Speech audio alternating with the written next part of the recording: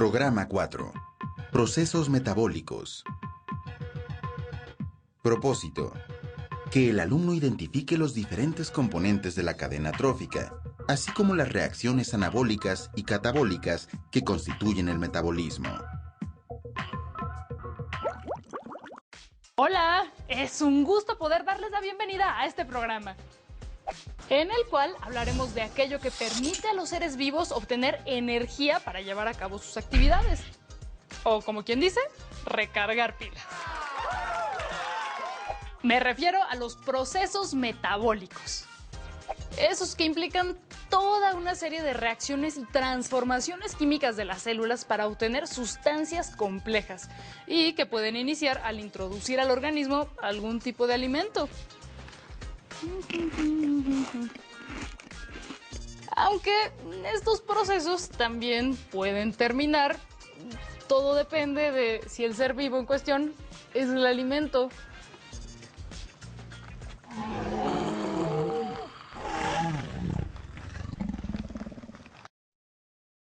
Ups. Todos los seres vivos dependen de otros seres vivos para sobrevivir. Por eso, una de las formas de interacción más básicas entre unos y otros es la alimentación, que a veces es una forma muy definitiva de relacionarse. En general, un organismo se alimenta de otro para obtener energía, de la cual dependen todas, absolutamente todas sus funciones. Nosotros, por ejemplo, consumimos energía todo el tiempo, incluso cuando estamos parados, sentados o cuando dormimos. Como ves, sin pilas no hacemos nada. Por eso todos los seres vivos buscamos de dónde obtener energía. A esta transferencia de energía de un organismo a otro, los científicos la han denominado cadena trófica. Digamos que esto es la punta del hilo. Vamos a desenrollarlo. Los primeros generadores de energía en la cadena trófica son los llamados productores, ya que producen su propio alimento a partir de agua y dióxido de carbono utilizando la energía de la luz del sol. Este es el caso de las algas y también de las plantas, los primeros organismos en colonizar el medio terrestre hace unos 700 millones de años. Mediante la fotosíntesis, las plantas transforman compuestos inorgánicos en orgánicos, denominados carbohidratos o azúcares. A este tipo de procesos se les denomina anabólicos, porque requieren del ingreso de energía para realizarse. Gracias al oxígeno que los primeros organismos fotosintéticos produjeron en el planeta primitivo como desecho, se oxigenó la atmósfera y la vida terrestre se hizo posible. La fotosíntesis es esencialmente un proceso de oxidorreducción en el que un reactivo gana electrones mientras otro los pierde. En este proceso, por cada 6 moléculas de dióxido de carbono y 6 moléculas de un donador de electrones, en este caso agua o H2O, y utilizando la energía de la luz, se producen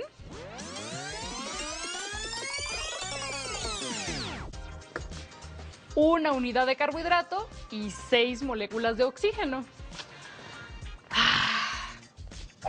Todo el oxígeno que respiramos y que nos mantiene vivos proviene de las plantas y también de las algas marinas microscópicas, que producen la mayor cantidad de oxígeno atmosférico.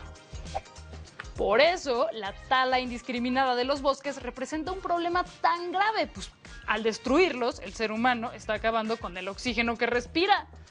Por fortuna, todavía hay bosques y también mucho sol, porque sin él la fotosíntesis tampoco sería posible.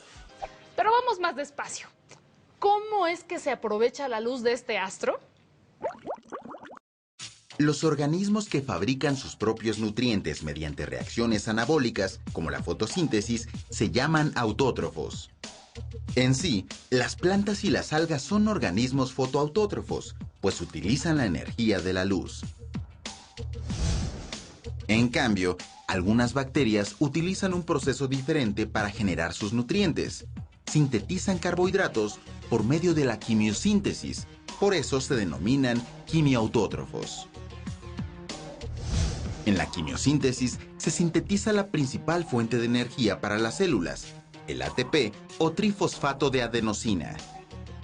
Esto se logra utilizando la energía que se libera de la oxidación de compuestos inorgánicos, en donde a partir de una molécula de dióxido de carbono, una de oxígeno y 4 de sulfuro de hidrógeno, se obtiene un carbohidrato, 4 azufres y 3 moléculas de agua.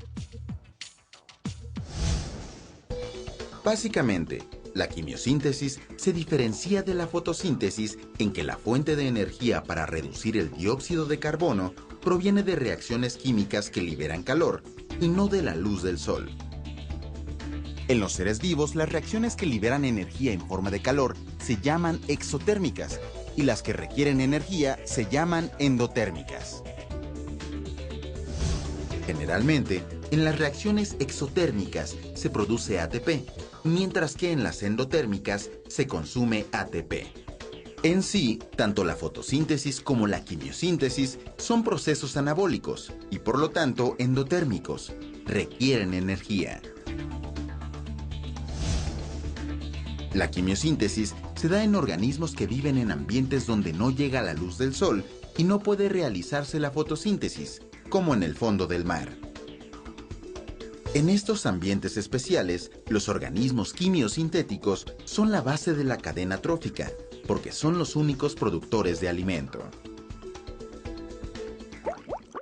Afortunadamente, en la superficie terrestre abunda la luz del sol. Y gracias a eso predomina la fotosíntesis, pues el mundo natural se rige por la eficiencia y la quimiosíntesis es un proceso más caro en términos de energía, ya que exige una mayor cantidad de esta. Toda acción representa un gasto energético y los organismos en estado natural no realizan gastos innecesarios.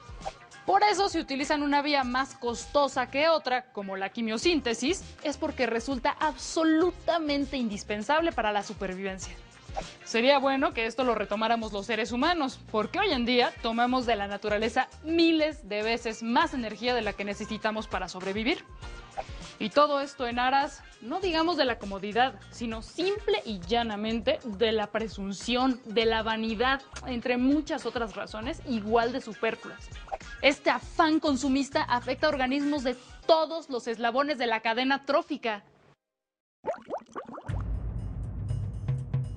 Luego de las plantas, los siguientes organismos en la cadena trófica son los consumidores primarios, que se alimentan, precisamente, de autótrofos como plantas y algas. Este es el caso de muchos insectos, reptiles, aves y mamíferos, que sin embargo, en no pocas ocasiones, son utilizados por los mismos organismos que consumen. A lo largo del tiempo, las plantas han evolucionado para aprovechar a los organismos que se alimentan de ellas o de algunas de sus partes de diversas maneras. Dos de las más importantes son la reproducción y la propagación de semillas.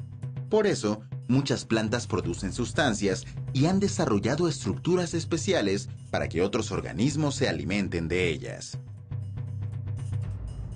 Los nectarios de las flores segregan el néctar que alimenta a muchas aves e insectos.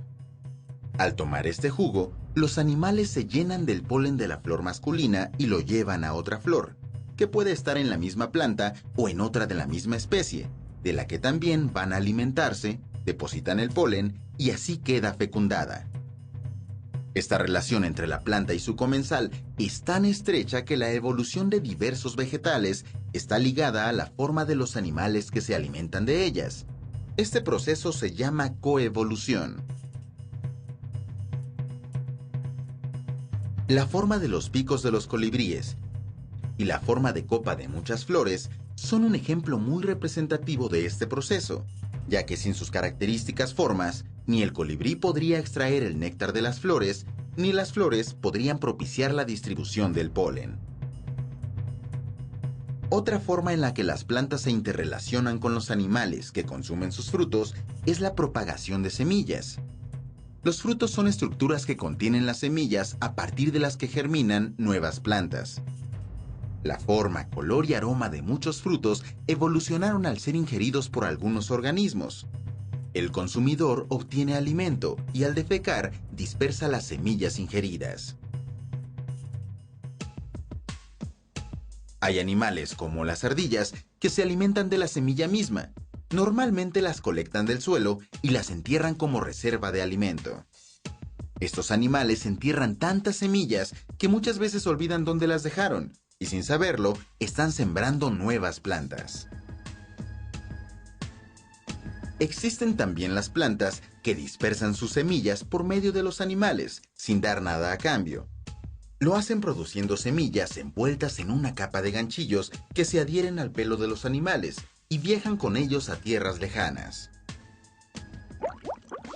También hay plantas y animales con tal grado de interacción que viven juntos y se protegen unos a otros. Por ejemplo, algunos árboles han evolucionado de manera tan especial que sus troncos proveen hogar y cobijo a ciertos grupos de hormigas, las cuales a cambio los defienden de los depredadores. Este tipo de correlaciones donde ambos participantes obtienen un beneficio se llaman relaciones simbióticas y las encontramos en todas partes. ¿A poco no? Un ejemplo muy cercano es nuestro propio cuerpo, que de manera inevitable es hospedero de muchos organismos. Y aunque algunos nos causan enfermedades, otros tantos nos aportan beneficios. ¿Salud?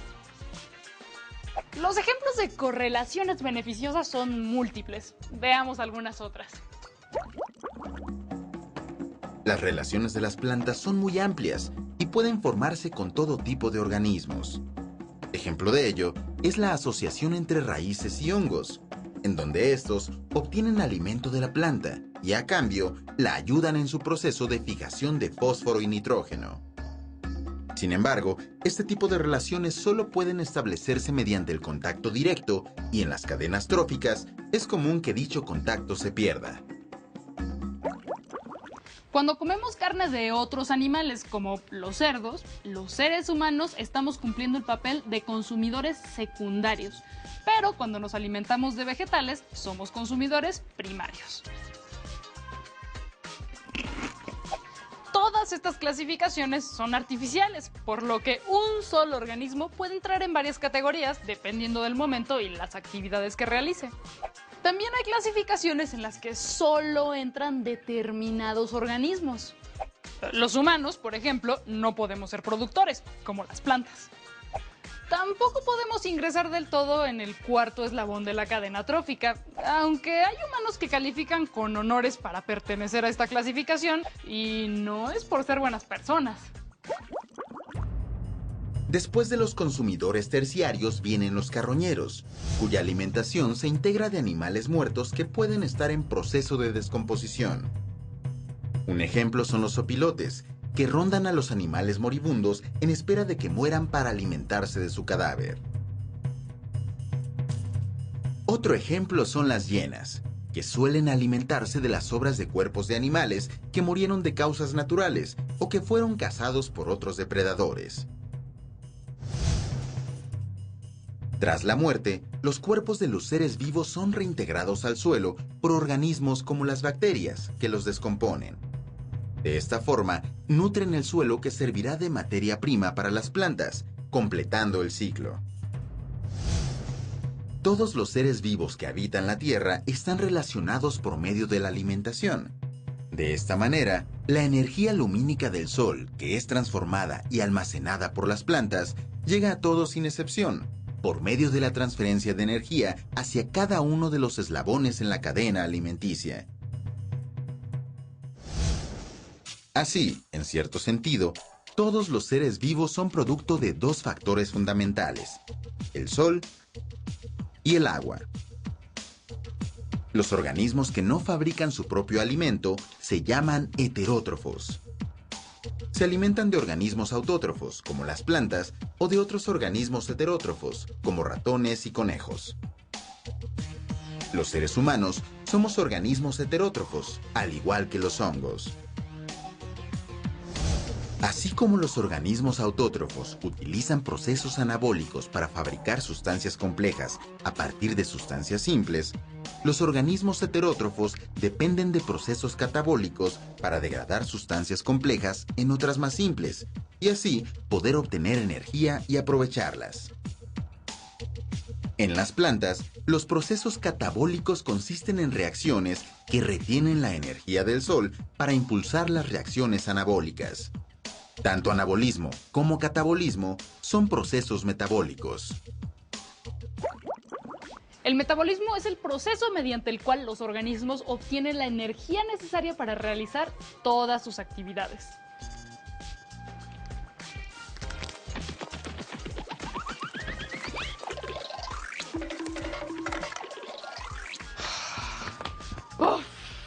No hay aprovechamiento de energía más eficiente que el de la célula. Sin el metabolismo, la vida simplemente no podría existir porque desde pensar hasta correr, cada una de nuestras actividades implica un gasto energético. Por eso, para que tu cuerpo pueda realizar todas sus funciones, debes alimentarte bien. Pero también es importante realizar ejercicio para aprovechar los nutrientes de manera eficiente. Pero si eso de ser atleta no te emociona, te tengo buenas noticias. Con solo una caminata diaria de media hora puedes ayudar significativamente a tu organismo. Pero no nos desviemos. Veamos más sobre las funciones metabólicas. Anabolismo y catabolismo dependen el uno del otro. Es un ciclo de producción y aprovechamiento de la energía que da impulso a la vida. A la vez que requieren energía, los procesos anabólicos también producen una forma de almacenar energía, que puede ser aprovechada por los seres vivos, los carbohidratos. De esta manera, al degradarse los carbohidratos, se libera la energía necesaria para que la célula realice todas sus actividades. La degradación de los carbohidratos en moléculas más simples es el catabolismo. Ambos procesos, anabolismo y catabolismo, son necesarios para el metabolismo. Su función principal es convertir la energía del medio en otras formas de energía que los seres vivos puedan aprovechar. Son el motor de la vida. Comúnmente, el catabolismo implica reacciones de óxido-reducción para degradar moléculas complejas en compuestos más simples y obtener energía en el proceso. Así, los aminoácidos pasan por un proceso de desaminación, los glúcidos por la glucólisis y los lípidos por una beta-oxidación para entrar en el ciclo del ácido pirúvico y después pasar al ciclo de Krebs. Mediante estas dos rutas se obtiene energía a partir de carbohidratos. El proceso general se llama respiración y puede darse en presencia o ausencia de aire mediante dos mecanismos diferentes. La respiración aeróbica es más eficiente y energéticamente menos costosa que la anaeróbica, que se da, por ejemplo, en algunas levaduras. La respiración aeróbica es el proceso inverso a la fotosíntesis. Mediante esta ruta se recupera la energía almacenada en los carbohidratos y se utiliza en forma de ATP, la molécula energética por excelencia en los seres vivos. En la reacción general de la respiración aeróbica a partir de una molécula de carbohidrato y 6 moléculas de oxígeno, se obtienen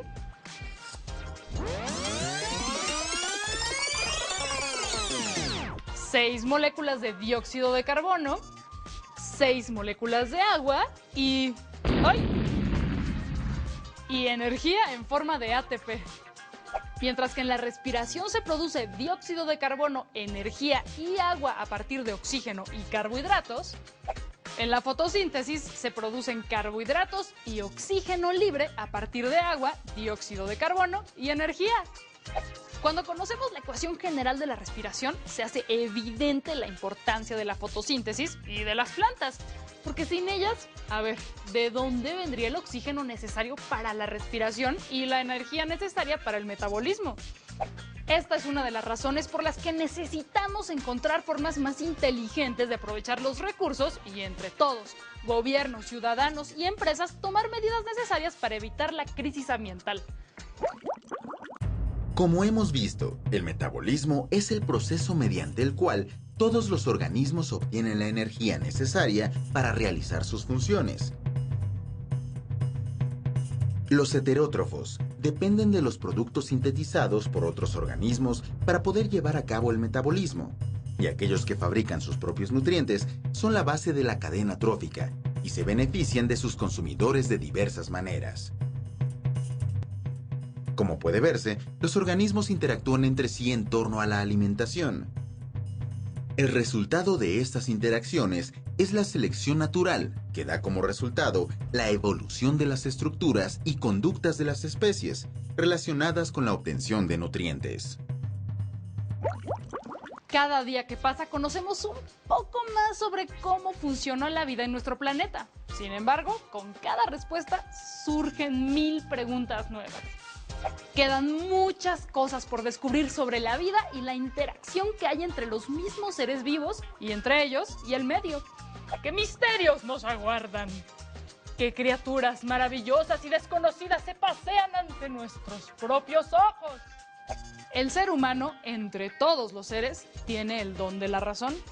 Utilicemos esa capacidad para comprender y descubrir nuevas cosas sin destruir aquello que la evolución tardó miles de millones de años en formar. Todos podemos contribuir.